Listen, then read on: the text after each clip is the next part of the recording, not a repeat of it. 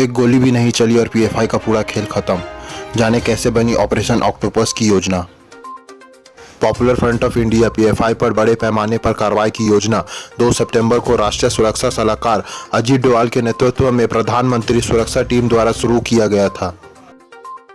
डोवाल ने केरल और महाराष्ट्र पुलिस के कई अधिकारियों के साथ बैठक की और गृह मंत्री के निर्देश के अनुसार पूरी योजना की प्लानिंग की।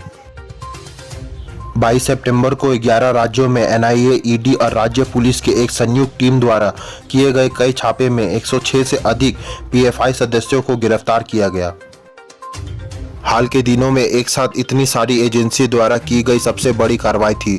लेकिन क्या आप जानते हैं कि इस कार्रवाई का कोड नेम क्या था और इसकी प्लानिंग कब से की जा रही थी और कौन है ऑपरेशन ऑक्टोपस का असली हीरो। 2 सितंबर को जब प्रधानमंत्री नरेंद्र मोदी कोची में आईएनएस विक्रांत पर कार्यक्रम में शामिल हो रहे थे, तब राष्ट्रीय सुरक्षा सलाहकार अजीत डोवाल और उनकी सुरक्षा टीम केरल में popular front of India PFI के पूरे नेटवर्क को उखाड़ फेंकने की योजना बना रही थी। मामले की जानकारी रखने वाले सूत्रों का कहना है कि विमान वाहक पोत की कमीशनिंग के लिए कोची की अपनी यात्रा के दौरान केरल के पुलिस अधिकारियों की कई बैठकें की। इन बैठकों में पीएफआई के खिलाफ कार्रवाई की योजना बनाई गई। कोची से अजीत डोवाल मुंबई गए, वहां गवर्नर हाउस में महाराष्ट्र के पुलिस अधिकारियों के साथ भी इसी मुद्दे पर बैठक की। इन बैठकों की गोपनीयता का स्तर बताता है कि डोवाल के लिए यह कितना महत्वपूर्ण है। एनएसए के कार्यालय से जुड़े सूत्रों ने बताया कि इन बैठकों के दौरान वैसी ही गोपनीयता रखी गई जैसे जम्मू कश्मीर में अनुच्छेद 370 को निरस्त करने या उड़ी सर्जिकल स्ट्राइक से पहले की गई बैठकों की थी। कहा जा रहा है कि 3-4 महीने पहले ही इस्लामिक नेताओं के परामर्श के साथ योजना बना ली गई थी। गृह मंत्री अमित शाह के निर्देश पर एनएसए डोवाल ने पूरी योजना को गुप्त रखा। गृह मंत्री ने की थी अधिकारियों के साथ बैठक। इसके लिए सबसे पहले पिछले महीने की 29 अगस्त को गृह मंत्री अमित शाह ने सुरक्षा एजेंसियों से जुड़े अधिकारियों के साथ एक अहम बैठक की। इस बैठक में राज्य सुरक्षा सलाहकार अजीत डोवाल, आईबी चीफ तपन डेका समेत रॉ चीफ समंत गोयल भी मौजूद थे। बैठक में गृह मंत्री अमित शाह ने सभी एजेंसियों को ये निर्देश दिया कि पीएफआई और उससे जुड़ी गतिविधियों की जानकारी इकट्ठी की जाए। सभी एजेंसियों को अलग अलग जानकारियों को इकट्ठा करने को कहा गया। पीएफआई के खिलाफ ऑपरेशन का कोड नेम ऑपरेशन ऑक्टोपस रखा गया।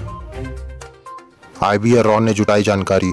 पीएफआई पर पिछले दिनों हुए रेड से पहले खुफिया एजेंसी आईबी और रॉ ने पीएफआई की गतिविधियों की अहम जानकारियां इकट्ठा की थी, जिसमें उसके कैडर और उनके नेताओं से जुड़ी जानकारियों वाली एक डॉजियर तैयार किया था।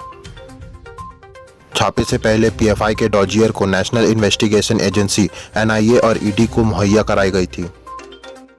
जानकारी के मुताबिक मिडनाइट में हुए ऑपरेशन से पहले दिल्ली में एक ऑपरेशन कंट्रोल रूम बनाया गया था।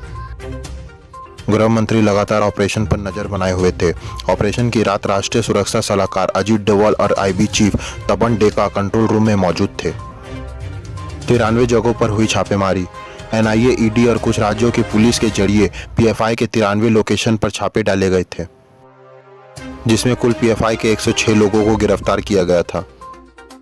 रेड के अगले ही दिन एक बार फिर से गृह मंत्री अमित शाह ने एनएसए, अजीत डोवाल और एनआईए चीफ दिनकर गुप्ता के साथ बैठक की। मीटिंग में इस बात पर चर्चा हुई कि पीएफआई और उससे जुड़ा संगठन एसडीपीआई पर छापों के दौरान क्या सबूत मिला है और आगे इसके खिलाफ क्या एक्शन लिया जा सकता है। पीएफआई पर सर्जिकल स्ट्राइक करने से पहले खुफिया एजेंसियों की अलग अलग टीम ने पीएफआई के हर उस काडर के बारे में जानकारी जुटाई थी जिससे देश की सुरक्षा को खतरा था। पीएफआई के खिलाफ हुए कुछ रेड ऐसे लोकेशन पर हो रही थी जिससे एनआईए और ईडी टीम की सुरक्षा को खतरा था। ऐसे में छापे को इस तरह से प्लान किया गया था कि सुबह जब तक सबको यह पता चलता कि पीएफआई पर रेड हो रही थी, सभी टीमें सुरक्षित अपने ठिकानों पर लौट आए। देखा जाए तो पीएफआई पर हुए छापे में ऐसा ही हुआ। सुबह 8 बजे तक ज्यादातर टीमें आरोपियों को अपने साथ लेकर हेडक्वार्टर पर वापस आ गई। दोस्तों, वीडियो अगर अच्छा लगे तो मेरे चैनल को सब्सक्राइब कर मेरे मनोबल को बढ़ाएं।